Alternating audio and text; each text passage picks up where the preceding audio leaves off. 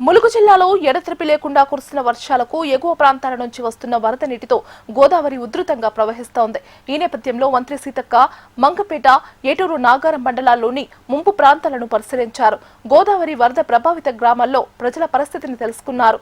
ముంపు ప్రాంతాల ప్రజల కోసం అవసరమైన అన్ని ఏర్పాట్లు చేశామని, ఆహారం, తాగునీరు, వైద్య సేవలు అందుబాటులో ఉంచామని మంత్రి తెలిపారు. మంగపేట మండలంలోని కరకట్టను పరిశీలించిన మంత్రి సీతక్క వరద పరిస్థితిని ఎప్పటికప్పుడు పర్యవేక్షించాలని అధికారులను ఆదేశించారు. ప్రజలు అప్రమత్తంగా ఉండాలని, అధికారుల సూచనలు తప్పనిసరిగా పాటించాలని విజ్ఞప్తి చేశారు. కొండాయి బ్రిడ్జి పనులను త్వరితగతిన పూర్తి చేసి శాశ్వత రవాణా సౌకర్యం కల్పిస్తామని, అప్పటి వరకు బోట్లను ఏర్పాటు చేసి ఎలాంటి ఇబ్బందులు కలగకుండా చర్యలు తీసుకుంటున్నామని మంత్రి సీతక్క స్పష్టం చేశారు.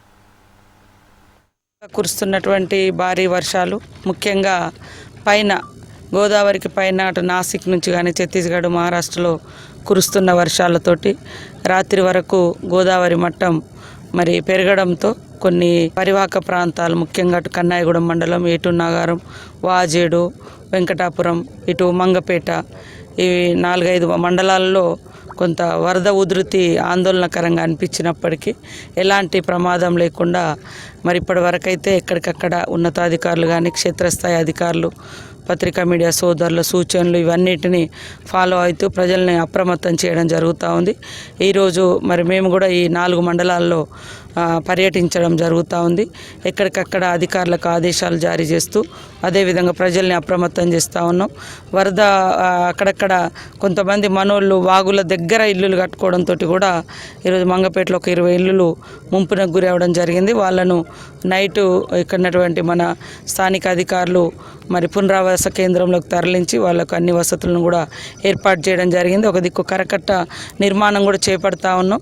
కొంత డిలే ఉంది, కానీ రాబోయే కాలంలో ఎలాంటి ప్రమాదం తలెత్తకుండా జాగ్రత్త పడతాం. ఎప్పటికప్పుడు గత అనుభవాలను దృష్టిలో పెట్టుకొని మేము అప్రమత్తంగానే ఉన్నాం, ఇంకా అప్రమత్తంగా ఉంటాం. అందరు ప్రజలు కూడా దయచేసి కొంత గోదావరి ఒడ్డున ఆనుకొని ఇల్లులు కట్టుకోవడం అనేది ఎప్పుడు కూడా అది ప్రమాదకరమే, మనకు తెలుసు. ఎందుకంటే ప్రకృతి విలయం ఎప్పుడు ఏ రకంగా ఉంటుందో తెలియదు.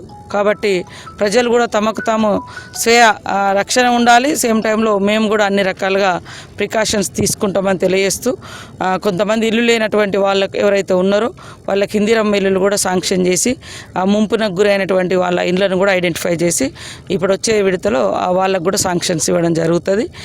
ఈరోజు నేను, కలెక్టర్ గారు, ఎస్పీ గారు, మా ఐటీడీ ఎపిఓ గారు, నాయకులు, ప్రజాప్రతినిధులు అందరం, లోకల్ ఎంపీడీఓ, ఎంఆర్ఓ, ఎస్ఐలు, సిఐలు అందరం కలిసి పర్యటిస్తూ ఉన్నాం.